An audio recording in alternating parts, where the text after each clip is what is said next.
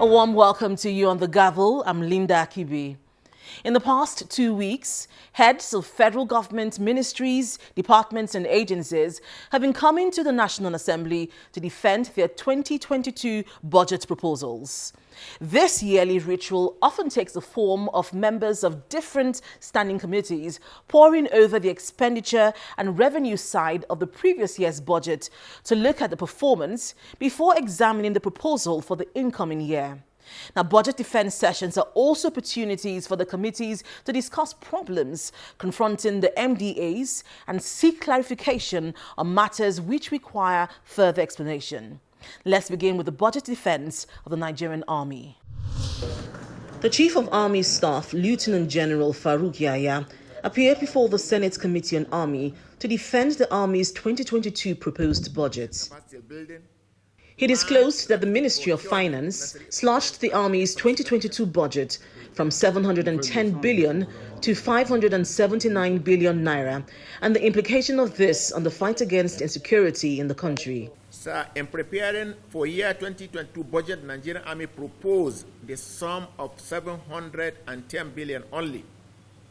However, the budget ceiling of the Federal Ministry of Finance, Budget and National Planning reduced our proposed sum of 710 billion to a total sum of 579 billion only. This reduction would impede the capacity and tempo of Nigerian Army in carrying out its constitutional duties, particularly the ongoing war against Boko Haram terrorists and other criminalities across the country. The detail of this request is contained in Nigerian Army Year 2022 Budget Defense Booklet earlier submitted to this distinguished committee. General Yahya also called on the Minister of Finance and the Budget Office to promptly release the Army's 2022 capital budget in the first quarter of 2022. He explained that the timely release of the budget would aid the rehabilitation of dilapidated accommodation for personnel in over 138 barracks and training facilities across the Army units and formations, as well as procure the needed equipment to fight the war against terrorism.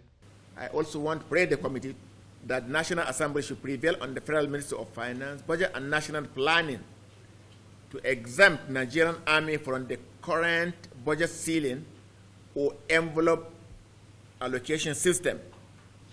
Let me reassure you that Nigerian Army is committed to securing the territorial integrity of Nigeria from any violation at the clearance operation to rid the country of Boko Haram terrorists and other criminal groups are still ongoing.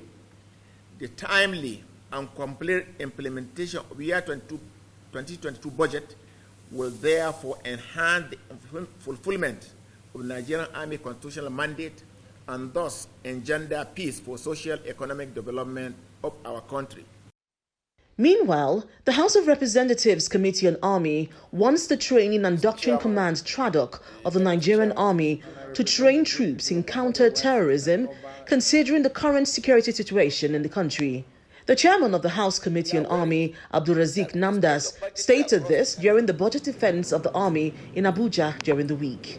With the current security challenges bedeviling the country, we urge TRADOC to pay attention in training our Army officers and men in counter-terrorism and banditry. We are worried that with the spread of banditry across the country, that is why we feel that attention should be paid to banditry and also terrorism. That was also why the National Assembly decided to pass a resolution urging the President of the Federal Republic of Nigeria, Muhammadu Buhari, to designate bandits as terrorists so that the security forces can have more power to deal with the situation. The committee also urged the Army to ensure that the funds provided are prudently utilized to motivate troops and gain the trust of Nigerians. As a committee, we will continue to support the Army to achieve their goals, but we shall insist funds provided must be judiciously utilized in order to earn the trust of Nigerians and boost morale of soldiers and officers in the Army. At another budget defense session also in the House of Representatives, the House Committee on Drugs and Narcotics and the chairman of the National Drug Law Enforcement Agency want more funding for the agency and stated how the funds will be utilized. There's no business that is awash with funds anywhere in this world from unproductive efforts like the drug business. There are billions. And so when you don't fund the agency, the personnel have temptation.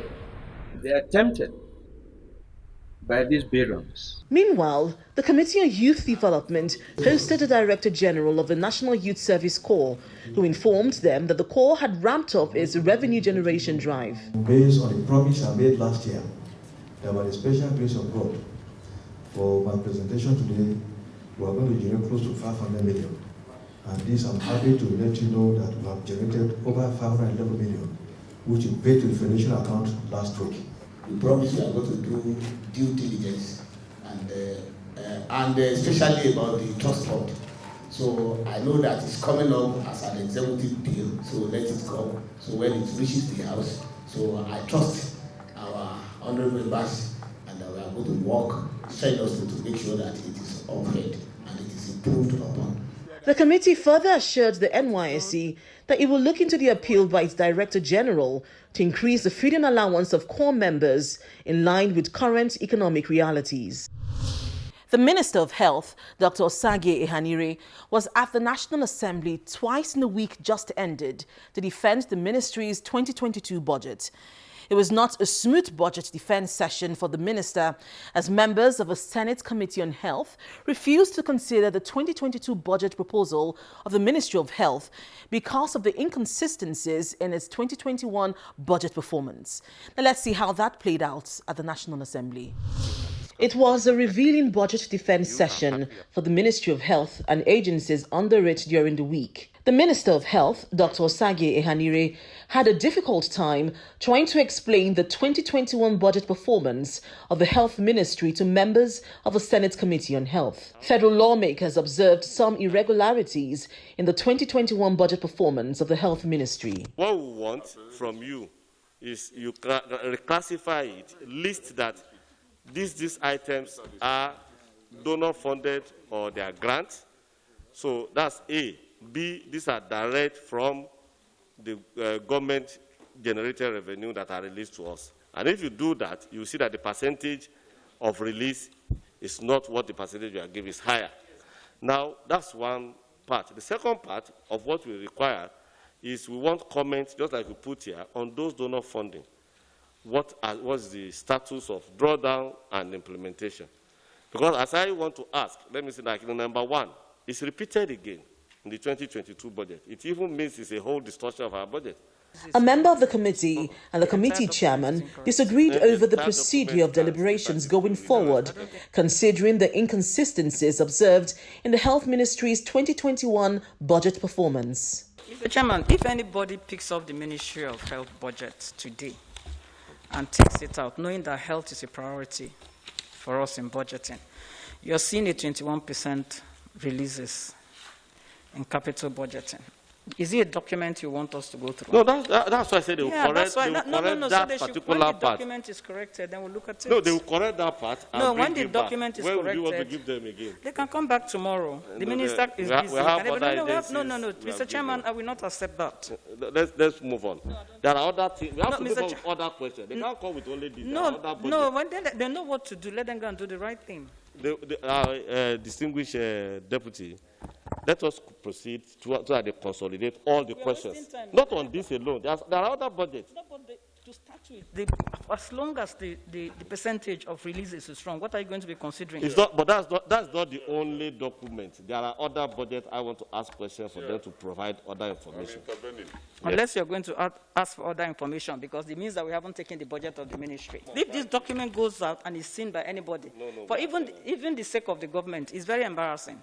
The committee progressed to the ministry's 2022 budget, but again detected anomalies in the document as regards the Basic Healthcare Provision Fund. There are conditions attached to the disbursement, and those conditions have not been met by a good number of states. So the money that has been disbursed so far is still sitting in accounts in the states that haven't met the conditions to receive the money. In 2019, 2020, the Ministry of Health did not receive any disbursement. Yes. That's not correct. Read page 47. Page 47. You mentioned that earlier to me, but what is here is different now. Yes, an error. That means you are not brief, eh? No, that's wrong. I should have drawn attention to it right from the beginning. There's a wrong categorization. Hold on, sir. Hold on. Please. This is a document submitted to us.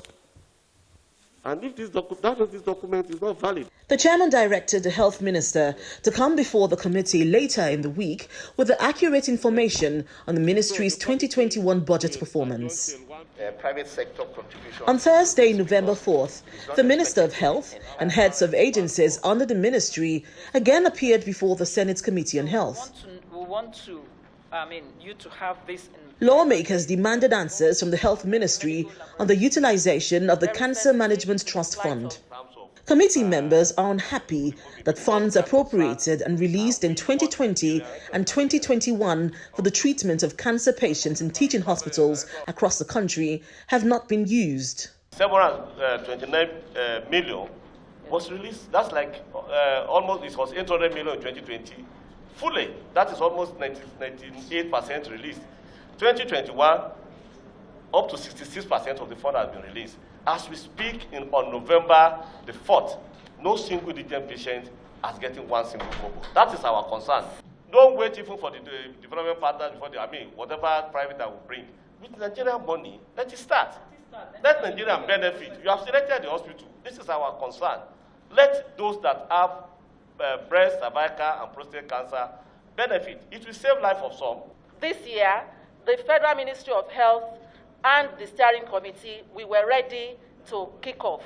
And the Honorable Minister invited Mr. President to formally launch the fund because we needed to institutionalize the fund and attract even private donors, philanthropists, and all of that. Lawmakers also questioned members of the Presidential Steering Committee on COVID-19 on the application of funds to manage the virus. There are a lot of provisions that are being made by the federal government. By the what? By the federal government, including, initially we even started paying the doctors some allowances, which was also stopped because of lack of sustainability. But we provided them with the intensive care units that are required. We made provision of equipment. We also did a lot of training. We are providing them with consumables and some other drugs that are being used. So all that was paid for.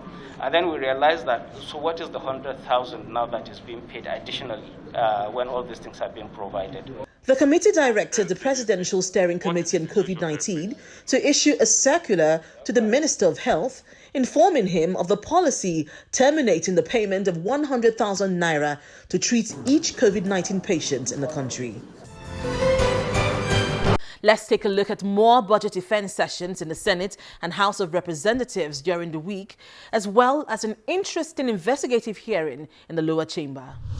The construction of the 284-kilometer Nigeria-Maradi Railway has been a major matter of discussion since the federal government announced plans for the project. During a budget defense session on Wednesday in the National Assembly, federal lawmakers interrogated the Minister of Transport on the rationale behind proposing a standard gauge rail line for the project, while a narrow gauge line is to be used for the southeast and north central rail lines. Mr. Amechi explained that the standard and narrow gauge rail have the same load capacity. However, lawmakers noted that the plan is discriminatory against other parts of Nigeria. I plead that we don't use sentiments to judge economic issues. So let me put the issues before you. The total cost for the construction of the, Eastern Line, it's called Eastern Line, which begins from Port Harcourt all the way to Borno, is about 14 billion. Between $12 and $14 billion. When I laid the card on the table before the president, to explain to the president that if we start looking for the money, we'll go nowhere. So give me 2 approvals so that every part of the country will have rail line. Give me 2 approvals. The first approval you should give me is, give me approval to reconstruct, not rehabilitate, to reconstruct the narrow gauge. Then give me a second approval that enables me look for the $14 billion to construct standard gauge. So you have 2 approvals. Anyone I get money from, I will go ahead. Meanwhile, the Director General of the Industrial Trust Fund, Mr. Joseph Ari, also defended his agency's 2022 budget proposal during the week. He disclosed that the ITF is setting up skills acquisition centers across the states of the Federation as a way of tackling the rising wave of unemployment among youth in Nigeria. Lawmakers drew the attention of the Director General to the absence of the centers in their constituencies. I've gone through your training program for 2021. I'm from Kogi East Senatorial District. There is no sign of anything happening in Kogi East Senatorial District. What you have here is only Kogi West.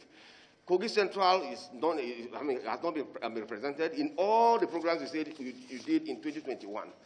I want to know what guides your choice of states and senatorial districts for this training program. One of our very special industrial skills training center is in Kogi State, in Lokoja, and it is in different trade areas, and is one of the few in the North Central. And normally our training takes into cognizance all citizens of Kogi State, irrespective of where they come from. But normally what we do is to liaise with the state government, which gives us a focal agency to work with. The ITF boss said while a total budgetary vote of 44.5 billion naira was earmarked for the agency in 2021, the projected estimate for 2022 is 42.5 billion naira. Not being able to be transmitted. In the House of Representatives, the Committee on Finance met with the Accountant General of the Federation to examine its 2022 budget proposal. Before the session began, the chairman issued a warning to the National Social Investment Authority for failing to submit its budget proposal. We have spoken to the Minister of Finance that is purely against the Constitution, and the Minister of Finance was never in support of that the agency must present their budget. Unfortunately, the agency is relying on its law, which says that his board shall approve his budget. And I have told the agency that the law, whether made in error or even rightly, is not superior to the Constitution of the Federal Republic of Nigeria. We are using this opportunity to inform the agency. If they fail to present their budget, there will be no appropriation for that agency this year, 2022. We will make it clear, and I'm making it very clear. Akata General is here. We will write you. There will be no disbursement of funds from any of our federation account to that agency. The committee then turned its attention to the Accountant General to discuss some increases in the 2022 proposed budget of his office. Cleaning and fumigation services, about almost 30 million, sir. How many offices do we fumigate then? The clearing, do we have a bushy area? What really happened? The figure is not high. With 36 offices in all the states of the Federation, with 6 zonal offices, with our headquarters, with an institution which is bigger than most of these private universities we see, with a lot of bushes and forest, because we occupy an expanse of land of about 70 to 80 hectares, with buildings around, with snakes around, with reptiles. The committee also met with the Nigerian Bulk Electricity Trading Company as lawmakers sought to know why Nigeria was selling as much as 6% of the country's electricity to neighboring African countries. We have dammed the river, and if we don't provide the electricity to countries that are upstream on the river, they can also build their own dams, which will create a major crisis for the country. So there's a strategic reason why the government... So it's more or less like security matter. Absolutely, because if they are able to dam the river upstream, we're in big trouble. The embed boss also informed the committee of plans to sell electricity directly to major manufacturers, as this will improve electricity supply across the country. Away from the budget defense sessions, the House of Representatives is investigating the collapse of the Delta Steel Company, located in Udu local government area of Delta State, since it was privatized in 2005. One of the things we should look at is the sincerity of the person that purchased this company. If actually they purchase the company to enhance the company or to destroy the company. Because as it is today, all the functional equipment that they made there had been sold out. When all the assets were transferred to BP, we have little or nothing. We were not carried along, so we may not have much to say.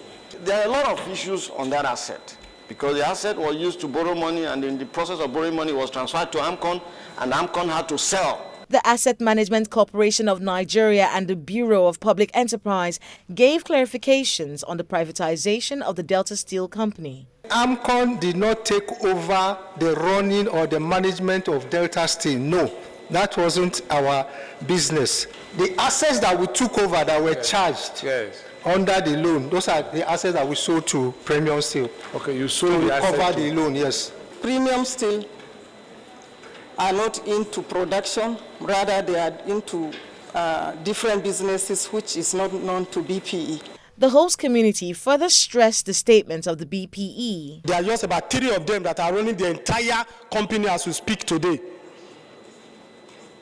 No other person is there with them. They are with about 20 community boys. Those are the only people you can find in that yard if you go there. But if you go to the school, you see them increasing school fees almost on every term. It was the turn of the Premium Steel Company to respond to the allegations, but lawmakers refused to allow the company's lawyer to speak, insisting that the managing director must speak instead. To the amazement of everyone present, the Premium Steel team staged a walkout. This action infuriated the host community. The committee resolved to summon the managing director of the Premium Steel Company to appear before it on Wednesday, the 3rd of November. Now, this is where we call it a day on this week's edition of The Gavel. If you have any views on any of the issues discussed, please email us on thegavel@channelstv.com. Thank you for staying with us, and see you again.